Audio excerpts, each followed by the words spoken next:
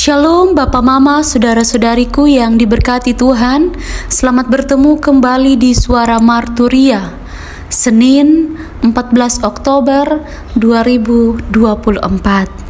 Hari ini kita akan merenungkan bagian firman Tuhan yang terambil dari kitab Maleakhi 2 ayat 10 hingga ayatnya yang ke-16. Sebelum kita membaca dan merenungkan bagian firman Tuhan ini, mari kita berdoa. Ya Bapa di sorga, terima kasih atas kasih karunia yang Engkau berikan bagi kami di dalam hidup sampai dengan saat ini, sehingga kami boleh melakukan setiap tugas tanggung jawab kami ya Bapa. Saat ini kami akan mendengarkan firman-Mu sebagai bagian daripada kami melakukan apa yang Engkau kehendaki bagi kami. Kekuatan yang daripadamu terus menaungi hidup kami. Kami sudah siap mendengarkan firman Tuhan. Di dalam nama Tuhan Yesus kami berdoa. Amin. Kitab Maleakhi 2 ayat 10 hingga ayatnya yang ke-16 di bawah perikop Tuhan memarahi Israel karena kawin campur dan perceraian. Bukankah kita sekalian mempunyai satu Bapa? Bukankah satu Allah menciptakan kita? Lalu mengapa kita berkhianat satu sama lain dan dengan demikian menajiskan perjanjian nenek moyang kita? Yehuda berkhianat dan perbuatan keji dilakukan di Israel dan di Yerusalem. Sebab Yehuda telah menajiskan tempat kudus yang dikasihi Tuhan dan telah menjadi suami anak perempuan Allah asing. Biarlah Tuhan melenyapkan dari kemah-kemah Yakub segenap keturunan orang yang berbuat demikian, sekalipun ia membawa persembahan kepada Tuhan semesta alam. Dan inilah yang kedua yang kamu lakukan. Kamu menutupi mezbah Tuhan dengan air mata, dengan tangisan dan rintihan. Oleh karena ia tidak lagi berpaling kepada persembahan dan tidak berkenan menerimanya dari tanganmu. Dan kamu bertanya, oleh karena apa?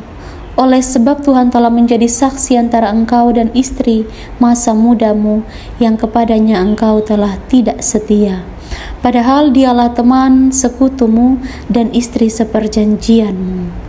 Bukankah Allah yang esa menjadikan mereka daging dan roh? Dan apakah yang dikehendaki kesatuan itu? Keturunan ilahi. Jadi jagalah dirimu dan janganlah orang tidak setia terhadap istri dari masa mudanya. Sebab aku membenci perceraian. Firman Tuhan Allah Israel, juga orang yang menutupi pakaiannya dengan kekerasan. Firman Tuhan semesta alam. Maka jagalah dirimu dan janganlah berkhianat. Demikian jauh pembacaan firman Tuhan. Yang dikehendaki adalah setiap kita yang tidak hanya membaca firman Tuhan, tapi juga yang melakukan di dalam kehidupan setiap hari.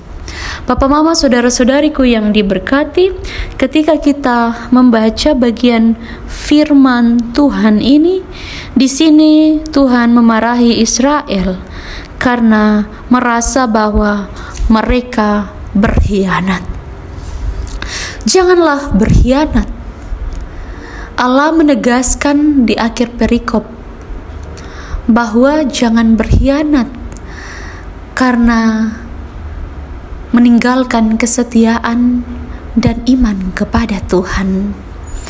Kalau kita sebagai manusia saja, ketika kita berkhianat, pasti kita akan merasa bahwa kita ditinggalkan oleh orang yang kita kasihi.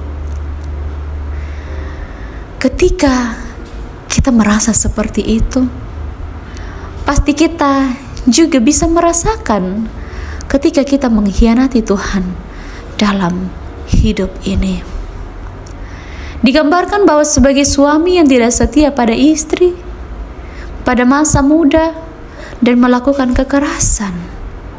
Ini terjadi karena orang-orang Yahudi tidak lagi taat melakukan perintah Tuhan karena pertemuan dengan banyak bangsa dan budaya. pada akhirnya mereka dikatakan kawin campur. Dan juga kehidupan mereka di dalam keluarga itu menjadi tidak takut akan Tuhan. Adanya perceraian yang terjadi. Dengan mengikuti perkembangan zaman dan mengadopsi gaya hidup bangsa tetangga, mulai meninggalkan kehidupan sebagai bangsa perjanjian. Ketika di Sinai berjanji mau menjadi umat Allah, beriman kepada Allah, bahkan mengikat perjanjian sebelum menduduki Kanaan. Itulah manusia ketika belum mendapatkan apa yang diinginkan pasti berjanji. Tetapi kemudian setelah mendapatkan, apa yang terjadi? Meninggalkan, berkhianat terhadap hal-hal yang sudah dijanjikan.